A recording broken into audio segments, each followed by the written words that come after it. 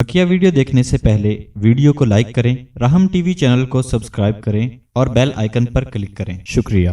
तो रोज़े की इबादत ज़ाहिर है कि इंसान की जो फितरी तकाज़े उसके ख़िलाफ़ एक अमल है।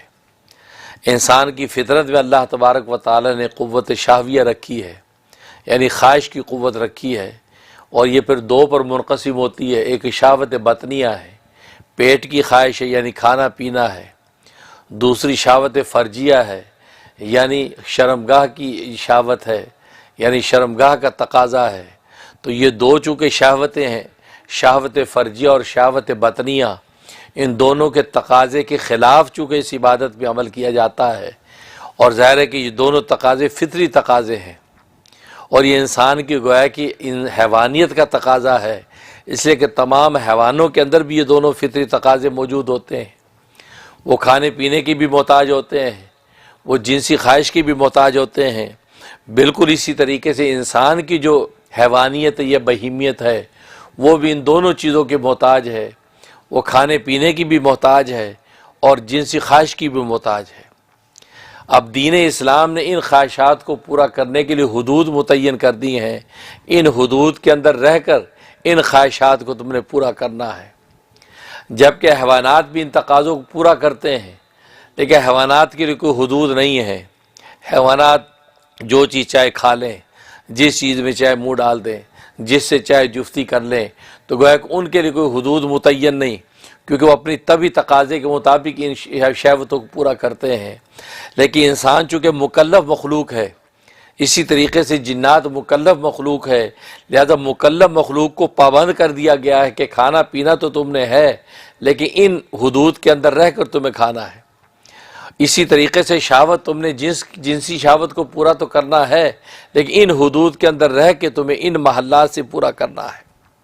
उन हुदूद से अगर हटे तो गोया कि वो हैवानों से भी बदतर हो जाओगे, क्योंकि हैवान इसलिए वो इस तकाज़ों को पूरा करता है कि उसके अंदर अक़ल और फ़हम नहीं है, वो तबीयत की चीज़ें हैं। लेकिन इंसान को अल्लाह तबारक व तआला ने अक़ल का जौहर भी दिया, इल्म की इस्तेदाद भी दी। उसके बावजूद अगर वो हैवानों वाला अमल करे और इन हुदूद को पामाल करके इन तकाज़ों को पूरा करे, तो इसलिए कुरान ने कहा उलाइका कल अनाम, कि ऐसे लोग जो वो अनाम यानी मवेशी और चौपाओं की तरह हैं, हैवानों की तरह हैं, बल माजल, बल्कि उनसे भी बदतर हैं, बल्कि उनसे भी बदतर हैं। इसलिए उनके पास तो अकल नहीं है, इसलिए वो बिला हुदूद वो सब तकाज़े पूरे करते हैं। लेकिन तुम्हारे अंदर अकल भी है, तुम्हारे अंदर इल्मियत की इस्तेदाद भी है, फिर तुम हुदूद को पामाल करके इसको पूरा करते हो, तो इसका मतलब तुम इन हैवानों से भी ज़्यादा बदतर हो। इसलिए फरमाया उलाइका कल अनाम बल हुम अदल। तो चुनांचे तो वह है कि ये हुदूद जो फितरी तकाज़ों को पूरा करने के लिए दीन इस्लाम ने मुतय्यन किए हैं, यही वो बुनियाद है जिस वजह से इंसान जब किसी अमल को पूरा करता है तो अजर का मुस्तहिक़ होता है। क्योंकि अपनी फितरत को तोड़ कर किसी अमल को करना, ये इंसान पर मुजाहदा लाता है, इसके लिए मुशक्क़त है, इसको इस पर भारी लगता है, गिरा लगता है। जब ये इस भारी और गिरा रास्ते को इख्तियार करता है, मुशक्क़त करता है, तो अल्लाह तबारक व तआला उसकी मुशक्क़त की कदर करके उसके लिए अजर व सवाब लिख देते हैं। अब ज़ाहिर है कि रोज़े रमज़ान मुबारक के हवाले से रोज़ों को फ़र्ज़ किया गया और बता दिया कि सुबह सादिक से गुरूब शम्स तक तुम्हें खाना नहीं है, पीना नहीं है और जिनसी ख्वाहिश पूरी करनी नहीं है। हालांकि आम 11 महीने के अंदर तो हराम खाने से रोका गया था, और इसी तरीके से हराम पीने से रोका गया था, और इसी तरीके से हराम जिनसी ख्वाहिश पूरी करने से रोका गया था। लेकिन इस 12वें महीने में यानी रमज़ान मुबारक में हलाल से भी रोक दिया गया, क्योंकि खाना पीना तो इंसान का फितरी तकाज़ा, और फितरी तकाज़े को रोक दिया कि तुमने सुबह से लेके शाम तक खाना पीना नहीं, जिनसी ख्वाहिश पूरी करनी नहीं है। चुनांचे जब ये हुक्म नाजिल हो गया तो सहाबा इकराम रिज़वानुल्लाह अलैहिम अजमईन वो रमज़ान की रातों में भी खाना पीना तो चलता था, लेकिन बीवी के पास नहीं जाते थे। बल्कि ये उसूल था, उस वक़्त ये मसला था कि अगर कोई इफ्तार से पहले सो जाता था, अब वो अगले दिन के इफ्तार से पहले खा पी नहीं सकता था और बीवी के पास नहीं जा सकता। ये तरतीब थी, और ज़ाहिर है कि ये कम मुशक्क़त की तरतीब नहीं, ये चली आ रही थी। एक मरतबा एक साहबी कैस इब्न उरमा अंसारी रज़ी अल्लाह तआला अन्हु مزدور آدمی تھے، اپنا ساری مزدوری دن بھر کی کر کے گھر آئے تھکے آ رہے، افطار کا وقت ہے، تو بیوی سے پوچھا کہ کچھ کھانے کو ہے؟ تو بیوی نے کہا کہ ہے تو کچھ نہیں، لیکن میں کچھ لے کے آ جاتی ہوں اور پڑوس سے انتظام کر کے۔ کہ ٹھیک ہے، یہ لیٹ گئے۔ اب وہ اور پڑوس میں گئی اور کھانے پینے کا انتظام کر کے لے کے آئیں۔ اب ظاہر ہے دن بھر کے تھکے ہوئے تھے اور روزے کی حالت میں ہیں، بھوکے پیاسے ہیں، طبیعت نڈھال ہوئی، آنکھ لگ گئی، سو گئے۔ اب یہ جب واپس آئیں تو دیکھا تو وہ تو سو رہے ہیں۔ اوہو، اب تو یہ اگلے دن افطار تک کھا پی نہیں سکتے، اور اگر رات میں ان کی آنکھ کھل گئی تو کھا پی بھی نہیں سکیں گے اور بیوی کے پاس بھی نہیں جا سکتے۔ اب یہ سوئے، اب جب صبح اٹھے تو پتہ چلا کہ اب ان پہ تو پابندی ہو گئی، یہ کھا پی نہیں سکیں گے، یہاں تک کہ جب اگلے دن کی دوپہر ہوئی تو دوپہر تک پھر نڈھال ہو گئی، طبیعت برداشت نہیں کر سکے، بے ہوش ہو گئے۔ رسول اللہ صلی اللہ علیہ وسلم تک یہ مقدمہ پہنچا کہ یہ معاملہ ہو گیا ہے کہ یہ انصاری صحابی جو ہے وہ افطار سے پہلے سو گئے، اور لہذا ظاہر ہے کہ جو اصول ہے، جو مسئلہ ہے، اب اگلے دن کی افطار تک نہ کھا پی سکتے ہیں نہ بیوی کے پاس جا سکتے ہیں، تو کیا کریں؟ اب جب رسول اللہ صلی اللہ علیہ وسلم کے سامنے یہ بات آئی، اس وقت یہ آیات نازل ہو گئیں کہ احل لکم لیلۃ الصیام الرفث الی نسائکم، کہ حلال کر دیا گیا ہے تمہارے لیے اور روزوں کی راتوں میں اپنی بیویوں کے پاس جانا، روزوں کی راتوں میں اپنی بیویوں کے پاس جانا تمہارے لیے حلال کر دیا گیا۔ یہ آیات نازل ہو گئیں۔ ادھر ایک واقعہ یہ ہوا کہ حضرت عمر فاروق رضی اللہ تعالیٰ عنہ یہ رسول اللہ صلی اللہ علیہ وسلم کے پاس جو عشاء کے بعد کافی دیر تک بیٹھے رہے، دیر ہو گئی، اور اس کے بعد جب گھر تشریف لائے تو اہلیہ سے انہوں نے جو وہ مباشرت کا تقاضا کیا، انہوں نے کہا کہ میں تو سو گئی تھی، تو ظاہر ہے کہ جو سو جائے تو اب اس کے بعد یہ جماع نہیں کر سکتا، یہ مباشر نہیں کر سکتا۔ حضرت عمر فاروق رضی اللہ عنہ نے فرمایا کہ میں تو نہیں سویا تھا، یہ کہہ کہ آپ مشغول ہو گئے۔ اب ظاہر ہے کہ اصول تو یہی تھا کہ جو سو جائے اب اس کے بعد اس کے لیے مشغولیت جائز نہیں ہے۔ حضرت عمر فاروق رضی اللہ تعالیٰ نے یہی گویا کہ اجتہاد کیا کہ یہ سوئیے، میں تو نہیں سویا، لہٰذا میرے لیے مشغولیت جائز ہے۔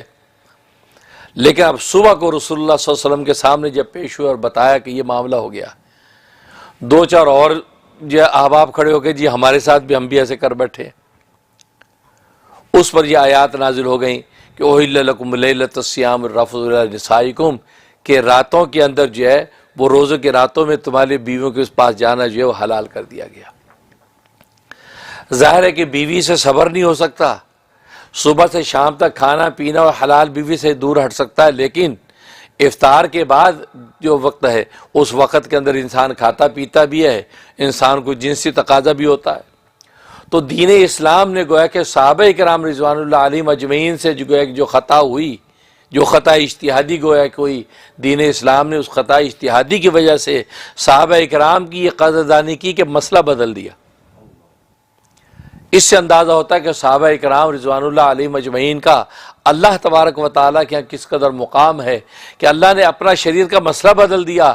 کہا کہ مجھے پتہ، آگے اللہ بتا رہے ہیں کہ مجھے پتہ ہے کہ تم لوگ جو ہے وہ اس بارے میں کمزور ہو، خیانت تم سے ہو جاتی ہے، تم بیویوں کے بغیر رہ نہیں سکتے ہو، لہٰذا اس راتوں کو تمہارے لیے ہم نے حلال کر دیا۔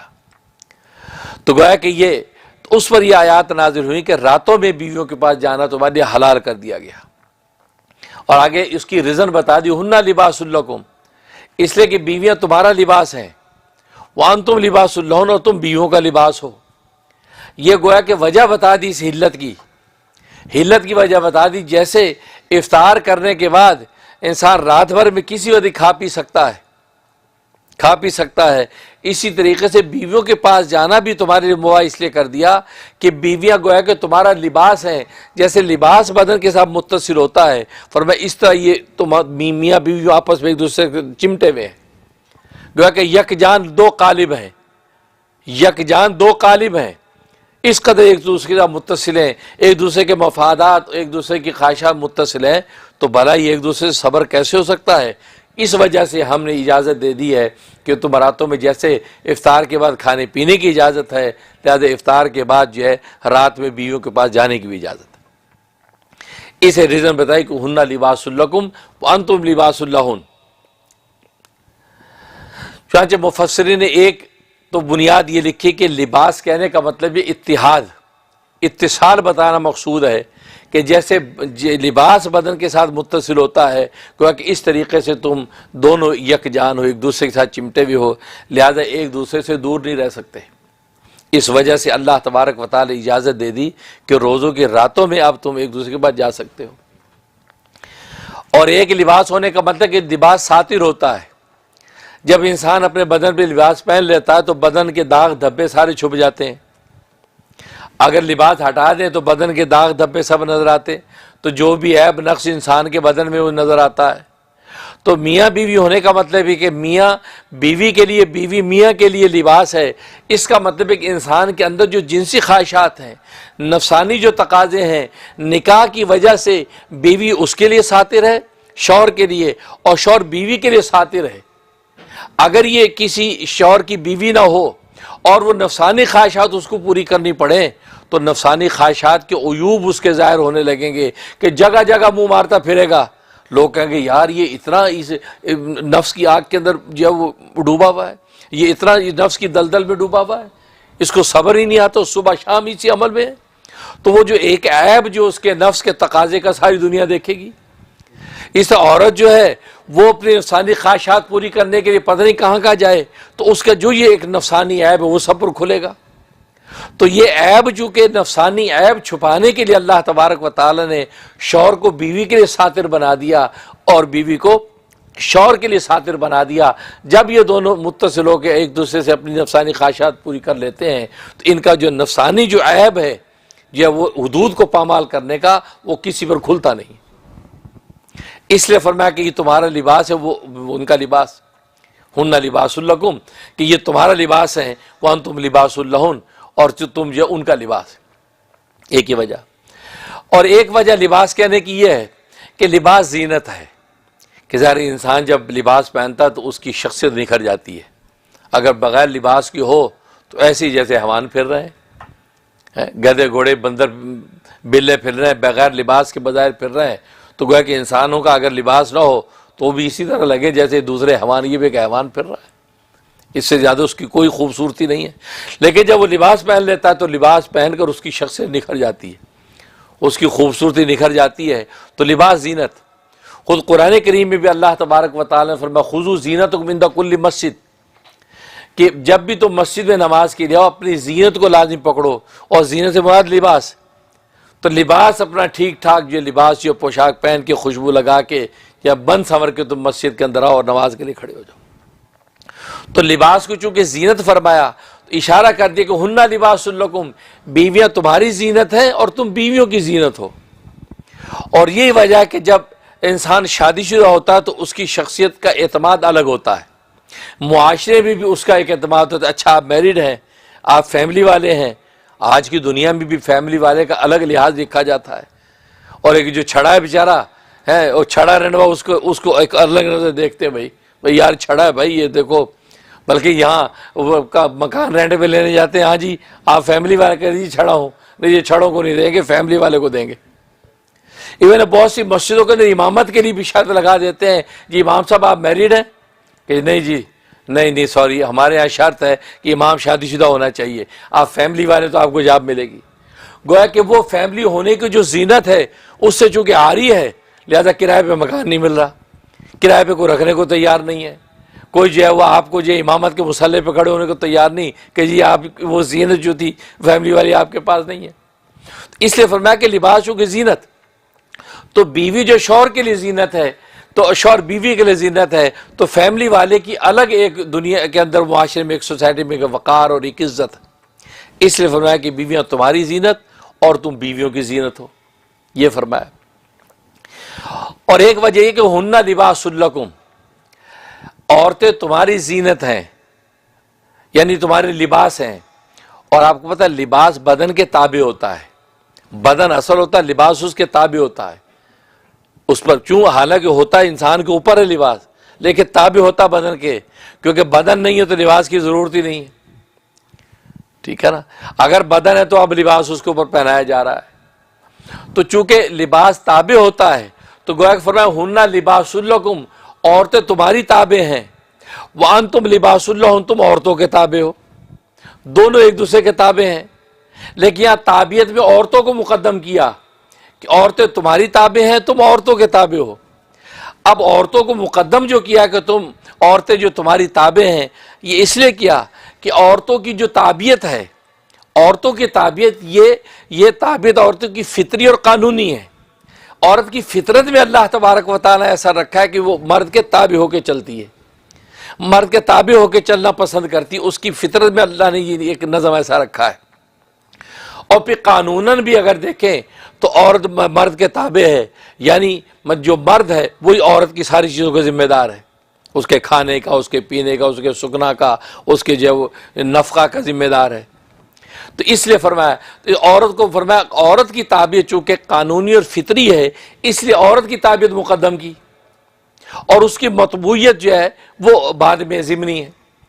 اور مرد کو فرمایا کہ وہ انتم لباس لہم، اور تم ان کے لباس ہو، مطلب مرد کی جو تابعیت ہے اس کی بنیاد جو ہے وہ فطرت اور قانون نہیں، بلکہ اس کی بنیاد محبت ہے، کہ مرد اگر کبھی عورت کے تابع ہوتا ہے اور عورت کے ہر منشا پہ جی ہاں کرتا ہے تو محبت کی وجہ سے کرتا ہے، اس کو اسے ایسی محبت ہے کہ وہ اپنی بیوی کی ایک ایک اشارہ ابرو کے خلاف کرنا نہیں چاہتا، اس کی دل جوئی کرتا ہے۔ تو چونکہ اس کی تابعیت محبتاً ہے اس لیے اس کی تابعیت کو مؤخر کیا، لیکن عورت کی تابعیت چونکہ فطری اور قانونی اس کو مقدم کیا۔ لیکن یہ لباس سے مراد تابعیت ہے، جیسے لباس بدن کے تابع ہوتا ہے ایسے فرمایا کہ مرد اور دونوں ایک دوسرے کے تابع ہیں۔ اور اشارہ اس بات کی طرف بھی کر دیا کہ مرد عورت دونوں ایک دوسرے کی تابعیت کا لحاظ کر کے چلیں، یعنی مرد عورت کو ایک درجے میں متبوع سمجھے، اپنا مقتدا سمجھے، اور مرد بھی عورت کو ایک درجے میں اس کو اپنا متبوع سمجھے۔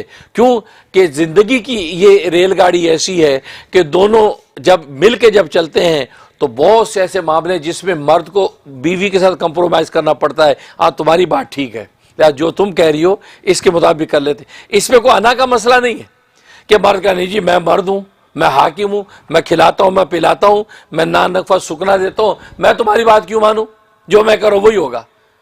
نہیں بھائی ایسا نہیں، آپ دیکھیں، آپ ٹھنڈے دماغ سے سوچیں، ایسا نہیں، ایسا کر لیں۔ تو قرآن نے اشارہ دے دیا کہ مرد کو اس میں سٹبن نہیں ہونا چاہیے، عورت کی بات کو سننا چاہیے۔ کیوں کہ ایک درجے میں مطبوعیت کی شان اس کو بھی حاصل ہے، جیسے آپ کو اس کو بھی حاصل ہے، لہٰذا تم اس کی بات سنو۔ جب بات اس کی عقل و فہم کے مطابق ہے، ماحول اور سوسائٹی سے میچ کر رہی ہے اور شریعت اور فطرت کو لے کے چل رہی ہے تو کہو گے ہاں ٹھیک ہے بیوی آپ جو کہہ رہی ہیں چلو صحیح، بیوی کی بات کے مطابق کر لیتے ہیں۔ اس میں کوئی وہ نہیں ہے کہ جی رن مرید ہو گیا جی اور بیوی دے تھلے لگ گیا ہے۔ آج کل کا ہمارا ماحول معاشرے میں ایسی باتیں کر کے وہ مرد کو ایسا سٹبن کر دیتے ہیں، اس کی بات سچ ہے جھوٹ ہے، اور جو بھی کہ چیختی چلاتی نہیں، جو میں کہہ رہا بھائی یہی ہوگا، نہیں۔ اس لیے اس آیت میں اشارہ اللہ نے کر دیا نہیں، مطبوعیت کی شان چونکہ دونوں کو حاصل ہے، لہٰذا دونوں ایک دوسرے کی بات کو سمجھ کر اب فیصلہ کریں، یہ دونوں کے لیے نافع ہے۔ جب اس طریقے سے چلیں گے تو پھر باقی جتنے منافع ہیں لباس ہونے کے، کہ ایک دوسرے کے لیے زینت بھی بنیں گے، ایک دوسرے کے لیے راحت بھی بنیں گے، اور ایک دوسرے کے لیے گویا کہ نفع ہی نفع اور خیر ہی خیر بنیں گے۔ لیکن اگر وہ سٹبن ہو کے چلیں گے، ایک دوسرے کی بات سننے کو تیار نہیں ہے، یا بیوی شوہر کی بات نہیں سن رہی، بیوی جو ہے وہ اتنی اکڑ پھو ہے میاں کی سنتی نہیں، اپنی چلاتی ہر بات میں، میاں کو روز ہی کٹہرے میں کھڑا کیا ہوتا ہے، سو یہ کیوں کیا، یہ کیوں کیا، بیچارہ۔ فرمایا کہ نہیں، اس سے کیا ہو تمہاری زندگی جو ان بیلنس ہو جائے گی، یہ ان بیلنس ہو جائے گی۔ اب کہتے ہیں کہ وہ زندگی کی گاڑی کے دو پہیے ہیں میاں بیوی، پہیے ہیں میاں بیوی، لیکن یہ پہیے اسی وقت ہوں گے جب اپنی اپنی جگہ پہ ہوں گے۔ گاڑی کے دو پہیے ہونے کا مطلب یہ ہے کہ دونوں اپنی اپنی جگہ پہ ہوں گے، ایک دائیں ہوگا دوسرا بائیں ہوگا، اب گاڑی چلے گی نا۔ اب دونوں دائیں طرف ہوں گے تو گاڑی چلے گی۔ دو پہیہ ہونا تو یا پتہ ہے عورت کو یا مرد کو، لیکن یہ پتہ نہیں، ان دونوں کا اپنا اپنا مقام ہے، ایک رائٹ پہ ایک لیفٹ پہ، اب گاڑی سیدھی چل رہی ہے۔ اب دونوں رائٹ پہ یا دونوں لیفٹ پہ ہوں گے تو گاڑی کیسے چلے گی؟ سائیکل کے اگر دو پہیے ہیں تو دونوں، ایک آگے ایک پیچھے، اب دو گاڑی چلے گی۔ اب دونوں برابر، پیچھے والا پہیہ کہا کہ میں نے بھی آگے آنا ہے، اب بیوی کا میں بھی تیرے ساتھ ہی کھڑی ہوں گی تو وہ گاڑی چلنے والی نہیں۔ یا ایک ٹریکٹر کا پہیہ ایک سائیکل کا پہیہ تو گاڑی چلے گی. تو پہیے تو ہیں لیکن پہیوں کا اپنا اپنا مقام ہو اور اپنی اپنی جو ہے گویا کہ نوعیت حیثیت ہوگی, سمجھو زندگی گاڑی چلے گی. اس آیت میں گویا کہ یہ اشارہ کر دیا کہ تابعیت اور مطبوعیت من جملہ دونوں کے اندر موجود ہے, لہذا کسی کو دوسرے کے اوپر جب اکڑ پھونی دکھانی چاہیے, بلکہ ایک دوسرے کی بات کو سن کے سمجھ کے فہم کے ساتھ فیصلہ کریں تو بھی یہ زندگی گاڑی آگے بڑھے گی. پھر دونوں شخص ایک دوسرے کے لیے زینت کا باعث ہوں گے. اس لیے فرمایا ہن لباس لکم وانتم لباس لہن, وہ تمہارا لباس ہیں اور تم ان کا لباس ہو. علم اللہ انکم کنتم تختانون انفسکم, اور اللہ کو معلوم ہے کہ تم چوری سے اپنے نقصان کرتے ہو, یعنی اپنے نفسوں میں خیانت کرتے ہو. مطلب کیا ہے کہ راتوں کے اندر بیویوں کے پاس جانا منع تھا اور تم اپنے نفس سے مغلوب ہو کر چلے گئے. تو اللہ کو یہ بات پتہ تھی, لہذا اللہ آج کے بعد سے مسئلہ بدلتا ہے, تمہیں راتوں میں بیویوں کے پاس جانے کی اجازت ہے. فتاب علیکم, اب تک جو تم چلے گئے ہو تمہیں اللہ معاف کرتا ہے. تو گویا کہ صحابہ کرام رضوان اللہ علیہم اجمعین سے کہ جو رات کے اندر بیویوں کے پاس جانے کا جو عمل ہو گیا, تو اللہ تبارک و تعالی نے ان پر عتاب فرمانے کے بجائے اللہ تبارک و تعالی نے اپنی شریعت کا مسئلہ بدل دیا. اس سے صحابہ کرام رضوان اللہ علیہم اجمعین کا مقام اللہ کی نظر میں اندازہ ہوتا ہے کہ کیا حیثیت ہے, کہ شریعت کا مسئلہ کیا تھا. عتاب فرمانے کے بجائے جب نبی کے سامنے معاملہ آیا کہ رات میں یہ جو بیویوں کے پاس چلے گئے, حضرت عمر فاروق رضی اللہ تعالیٰ سے ایسا ہو گیا, فلاں فلاں صحابی سے ایسا ہو گیا. حضرت عمر رضی اللہ تعالیٰ کو نبی کریم صلی اللہ علیہ وسلم نے اتنا ہی فرمایا کہ عمر تمہارے جیسے آدمی کے لیے ایسا کرنا مناسب نہیں تھا. ظاہر حضرت عمر تو وہ مجتہد صحابہ میں سے ہیں, کہ صحابہ کے اپنے پہ لیول ہے. اسے حدیث میں الناس کالمعادن, لوگ کانوں کی طرح ہیں. کان کا مطلب ہے کان میں سونا نکلتا ہے, 24 کیرٹ کا سونا, 22 کیرٹ کا سونا, 18 کیرٹ کا سونا, سونوں کی اپنے لیول. پھر جب کم سے کم 8 کیرٹ کا سونا ہو, لیکن چاندی سے تو بہتر ہے, اعلیٰ قسم چاندی سے بہتر, پھر چاندی, پھر لوہا. تو گویا کہ فرمایا کانوں کی طرح ہیں, اپنے اپنے لیول کے اعتبار سے ہر ایک اپنا درجہ ہے. تو صحابہ کرام رضوان اللہ علیہم اجمعین میں بھی مجتہد صحابہ ہیں, ابو بکر ہیں, عمر ہیں, عثمان ہیں, علی ہیں, یہ خلفاء راشدین رضوان اللہ علیہم اجمعین, یہ ان کا اپنا ایک مقام. ان کے بعد عشرہ مبشرہ چلے آتے ہیں, ان کا اپنا مقام. پھر مجتہد صحابہ, تو گویا کہ یہ صحابہ کی, تو چونکہ حضرت عمر فاروق رضی اللہ تعالیٰ عنہ یہ چونکہ مجتہد صحابہ میں سے ہیں, اور نبی کریم صلی اللہ علیہ وسلم ان کی تربیت اس بنیاد پر کر رہے ہیں کہ ہمارے بعد انہوں نے آگے فیضان نبوت کو پہنچانا ہے, لہذا ان کو تنبیہ کر رہے ہیں کہ یہ تمہارے لیے مناسب نہیں تھا. اور جو انصاری صحابہ عوام صحابہ تھے, ان کو آپ نے ایسی ڈانٹ نہیں پلائی, آپ کو ذرا ڈانٹا کہ تمہارے جیسے شخص کے لیے مناسب نہیں تھا, تم ایسا کرتے. گزارا ہے کہ تم سے تو امیدیں ہیں, تم تو اس لیول کے ہو کہ اجتہاد. یہ وجہ کہ ایک مرتبہ نبی کریم صلی اللہ علیہ وسلم سے حضرت عمر فاروق رضی اللہ تعالیٰ نے پوچھا کہ یا رسول اللہ صلی اللہ علیہ وسلم, روزے کی حالت میں بیوی کو بوسہ دیں تو روزہ فاسد تو نہیں ہو جاتا؟ مسئلہ پوچھا. آپ فرما سکتے تھے نہیں, فاسد نہیں ہوتا. یہ بھی ایک جواب ہے. لیکن چونکہ آپ سمجھ رہے ہیں کہ یہ مجتہد صحابہ میں سے اس کا مقام اور اس کی تربیت اس نظر سے کرنی ہے, تو حضرت عمر فاروق رضی اللہ تعالیٰ کے ہاتھ میں سیب تھا. آپ فرمائے تمہارے ہاتھ میں کیا ہے؟ کہ جی سیب ہے. تو لو مجھے دو. آپ نے لیا, آپ نے سیب اپنے ہونٹ مبارک پر لگایا. پھر عمر بتاؤ میرا روزہ ٹوٹ گیا یا نہیں؟ کہ نہیں یا رسول اللہ نہیں ٹوٹا. پر کیوں؟ کہ وہ تو کھانے سے ٹوٹے گا, یہ تو آپ نے ہونٹ لگائے ہیں, صرف ہونٹ لگانے سے تو نہیں ٹوٹے گا روزہ. بھائی مسئلہ تمہیں سمجھ میں آ گیا جو تم نے پوچھا؟ کہ یا رسول اللہ سمجھ میں آ گیا. یعنی اس انداز سے جواب دے دیا کہ ان میں شان اجتہاد پیدا کی کہ جیسے اس سیب کو یوں بوسہ اگر دے دیا تو کھانے کی چیز کو بوسہ دیا, روزہ نہیں ٹوٹا. بیوی کو بوسہ دینے سے روزہ کیوں ٹوٹ جائے گا؟ جب تک کھائیں گے نہیں یا جب تک وہاں پہ باقاعدہ عمل کے اندر مشغول نہیں ہوگے تو روزہ کیوں ٹوٹے گا؟ تو گویا کہ یہ ایک انداز ہے. ایک عام صاحب بھی پوچھتا تو آپ اس انداز سے کہہ دیتے کہ یہ جائز ہے یا کہہ دیتے ناجائز ہے. لیکن مجتہد صحابی ہیں اس لیے آپ اسی انداز سے تربیت کر رہے ہیں.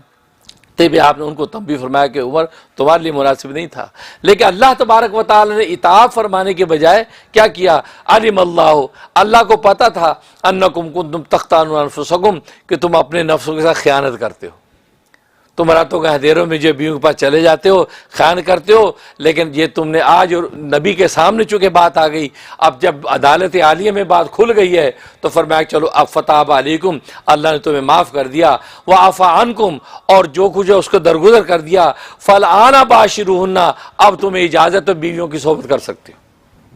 یعنی اللہ نے شریعت کا مسئلہ بدل دیا، اس سے صحابہ کو مقام پتہ چل رہا ہے۔ اور فرمایا وابتغوا ما کتب اللہ لکم، اور تم جو چاہو وہ جو اللہ نے تمہارے لیے لکھ دیا ہے۔ اس کے بارے میں مفسرین فرماتے ہیں اس سے مراد یہ ہے کہ اولاد، مطلب ہے کہ اب تمہیں بیویوں کے پاس جانے کی اجازت ہے، اور ظاہر ہے کہ انسان صحبت و جمع اس لیے کرتا ہے کہ اولاد پیدا ہو، اور اسی ضمن میں انسان کی جنسی خواہش بھی پوری ہو جاتی ہے، لیکن نیت یہ اولاد پیدا ہونے کی ہو۔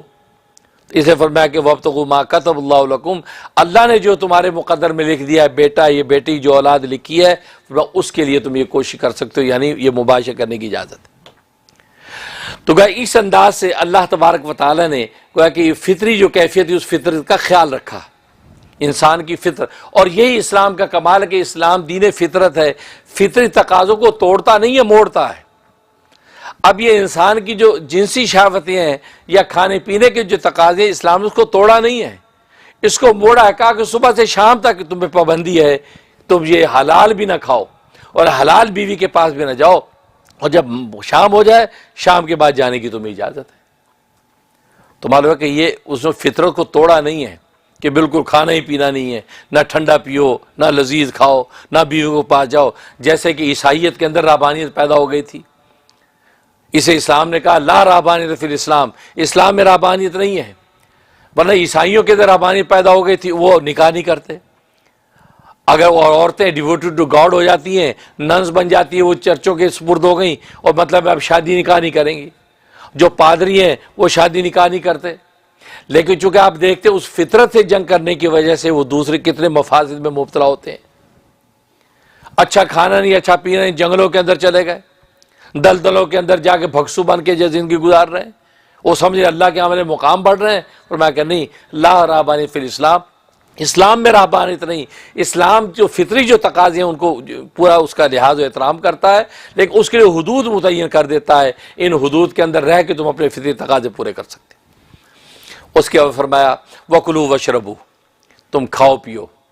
اب یہ سحری کے وقت کا حکم ہو گیا کہ سحری اب کر رہے ہیں، وَكُلُوا وَاشْرَبُوا، اور تم کھاؤ پیو، حَتَّى يَتَبَيَّنَ لَكُمُ الْخَيْطُ الْأَبْيَضُ مِنَ الْخَيْطِ الْأَسْوَدِ، یہاں تک کہ صاف نظر آنے لگے تمہیں صبح کی سفید دھاری کالی دھاری سے۔ خیط ابیض سے مراد سفید دھاگا، اور خیط اسود کالا دھاگا، سیاہ اور سفید دھاگے سے جو الگ نظر آنے لگے۔ اب یہ دھاگے کا لفظ استعمال ہوا تو ایک صحابی ہیں، ان کو اس سے دھوکہ لگا کہ اچھا یہ سفید دھاگا سیاہ دھاگے سے جب الگ الگ نظر آنے لگے اس وقت تک کھاتے پیتے رہو۔ انہوں نے 2 دھاگے لے لیے، ایک سیاہ سفید، اپنے سرہانے کے نیچے رکھ لیے۔ اب جو سحری کا وقت ہے وہ سحری کھا رہے ہیں اور دھاگے دیکھ رہے ہیں، یہاں تک اتنی روشنی ہو گئی کہ سیاہ سفید الگ الگ نظر آنے لگے، اس وقت تک کھاتے رہے۔ اس کے بعد نبی کریم صلی اللہ علیہ وسلم کو بتلایا کہ میں نے 2 دھاگے رکھ لیے ہیں اور ان کو دیکھتا رہتا ہوں، کھاتا رہتا ہوں، جب اتنی روشنی ہو جاتی کہ دونوں کا رنگ الگ نظر آنے لگتا تو اب رکتا ہوں۔ تو حدیث میں آتا ہے کہ نبی کریم صلی اللہ علیہ وسلم مسکرانے لگے، آپ نے تبسم فرمایا تیرا دھاگا اتنا بڑا ہے کہ جس میں صبح اور تیرا تکیہ اتنا بڑا ہے کہ جس کے اندر مشرق و مغرب کا صبح صادق اور صبح کاذب آ گئے۔ مطلب ہے کہ سفید دھاگے سے صبح صادق مراد تھی اور سیاہ دھاگے سے مراد صبح کاذب مراد تھی، کہ صبح کاذب جب ختم ہو جائے، صبح صادق جب شروع ہوتا اب کھانا پینا بند۔ تو یہ مراد تھی، یہ مطلب نہیں تھا 2 دھاگے وہاں رکھ لیں۔ تو اس سے پتہ چلتا ہے کہ اہل زبان ہو کر بھی قرآن کو سمجھنا عربیت کے ساتھ آسان نہیں ہے۔ جب تک رسول اللہ صلی اللہ علیہ وسلم جو ترجمان القرآن ہے وہ سب خود ترجمانی جب تک نہ کر دیں کہ سفید دھاگے سے کیا مراد ہے، کیونکہ اللہ کی مراد تو رسول اللہ ہی سمجھیں گے۔ میں اور آپ عربیت کے ماہر ہو کر قرآن سمجھنے کی کوشش کریں تو یہ دھوکہ صحابہ نے کھایا، میری اور آپ کی عربی کیا جو سیکھی ہوئی عربی، اور وہاں تو ان کی فطری عربی، ان کی زبان اہل زبان ہے، وہ دھوکہ کھا گئے۔ اس نے فرمایا وَكُلُوا وَاشْرَبُوا حَتَّى يَتَبَيَّنَ لَكُمُ الْخَيْطُ الْأَبْيَضُ مِنَ الْخَيْطِ الْأَسْوَدِ مِنَ الْفَجْرِ، فجر تک